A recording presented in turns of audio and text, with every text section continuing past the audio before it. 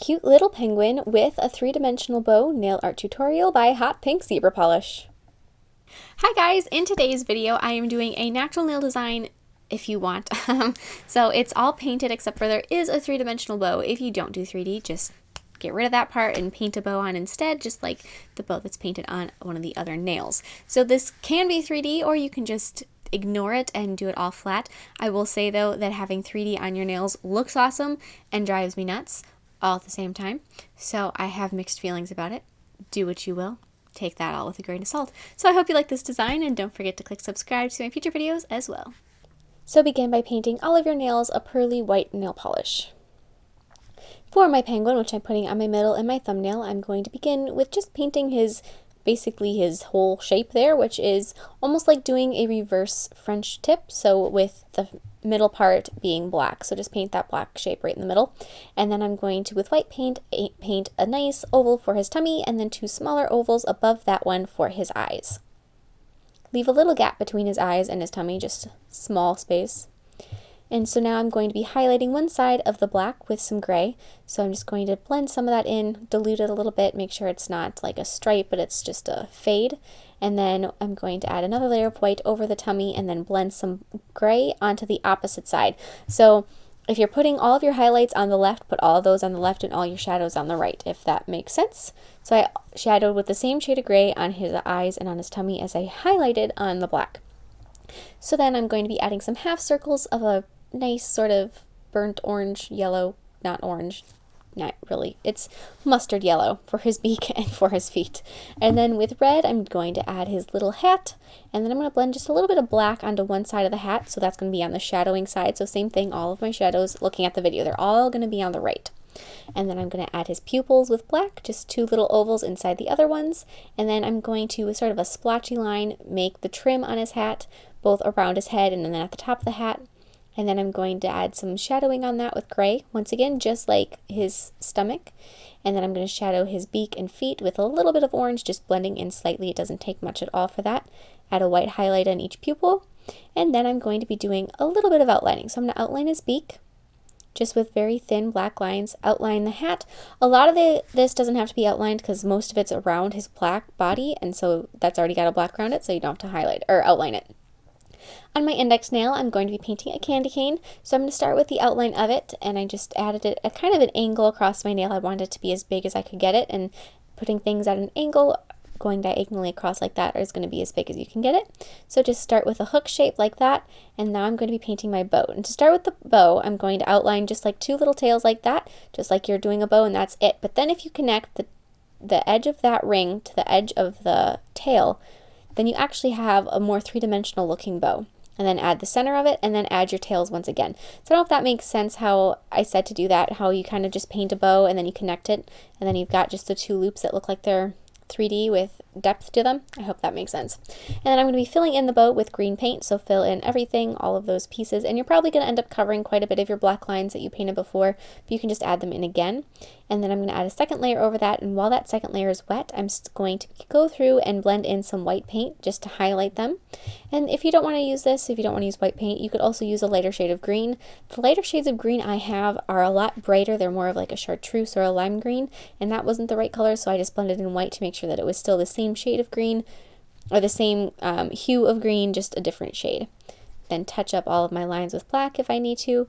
And then to make the stripes on the candy cane, I'm going to do that with hexagon glitter. So I put a little bit of a clear polish in a small section. It dries relatively quickly, so do a small area at a time. And then pick up some of those little hexagon glitters, and I'm using some poster putty on the back of my brush to do that, and then set them into that hopefully still wet nail polish. And do that all along with the red hex glitters, and make sure you just take some out so that they're easy to grab, and you can just get one at a time with that. And then set them in there in your nice little candy cane stripes. And this is the same process that I used to make the stripes on my pinky nail, and I will show you some of that, but I sped that up significantly just because it's placing glitter only. It's not too exciting. So like I said here on my pinky, I'm just going to go through and place those glitters. And if you wanted to, if you don't want to do the glitter because this is extremely time consuming, you could just paint the stripes on with some red paint instead, and that would look beautiful. Or you could take and you could use a red glitter polish and do it with that, or you could mix some glitter with some clear nail polish and then paint the stripes on. There's so many choices. I personally have loved this hexagon candy cane stripe. I did it the first time a couple years ago, and I've loved it ever since. It's one of my favorite things to do. So I just wanted to make sure that I included that this year. Ever since October, I have felt like I've been a week behind in everything I've been doing, so Christmas has snuck up on me so fast, and this is a design that I like to do every year at Christmas, so I wanted to make sure that I did get it done. And so, I don't know, my nails are kind of a hodgepodge of all sorts of different designs thrown together. It's not just penguins, it's not just candy canes, it's penguins and candy canes and bows, because this is the one time I'm doing Christmas stuff on my nails, so I want to make sure I included everything I wanted to do. So now on my ring nail, I'm starting by painting the tails of my bow with some little bits of red paint, and I gave them a nice circle on the ends like they have a charm on there. And now I'm going to be outlining them with black paint, just a thin black line all around, just to make sure that it's really easy to see and that it kind of crisps up the red against the white. And then on the ends of each of those strings, I'm going to put some clear polish and then layer on a whole bunch of those little hexagon glitters just to tie it all together. So there's hexagon glitter on every single nail except for the penguins. And I thought about putting some of them on the some of the hexagon glitter on the penguin's hat, but then I decided against it. So now I'm going to be painting a layer of top coat over my nails. And I know I haven't added the bow yet, but you want to make sure that there's top coat underneath it, so just add that at this point. And on the nails that do have the hexagon glitter, you might consider putting 2 coats of the clear polish top coat on, just to really make sure that they're held down, because otherwise you're going to lose a couple here and there just doing your daily stuff. So now to make the bow, I just put 2 beads of some red acrylic onto a nail form backing, and I am going to be sculpting them into a diamond shape each. And they're about the same size, so use the same amount of acrylic for each one, and just sort of push them into a point on each edge like that. And then let them set on the nail form backing until they're starting to turn matte. So the one that's right there is starting to get to the stage that is ready. And so once it is there, then you can take a silicone tool or your brush or something just to slide underneath it, pick it up and fold it in half.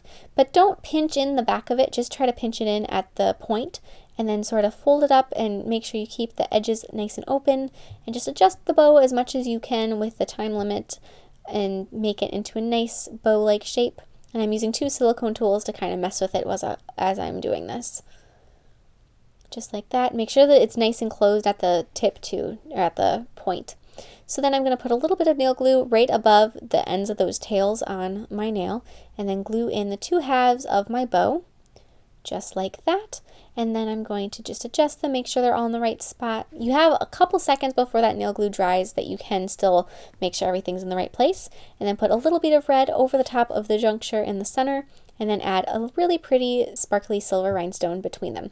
And that is it. Thank you so much for watching. I hope you like this design, and share any recreations with me on Facebook and Instagram. I would love to see them, and I will see you in my next video. Bye!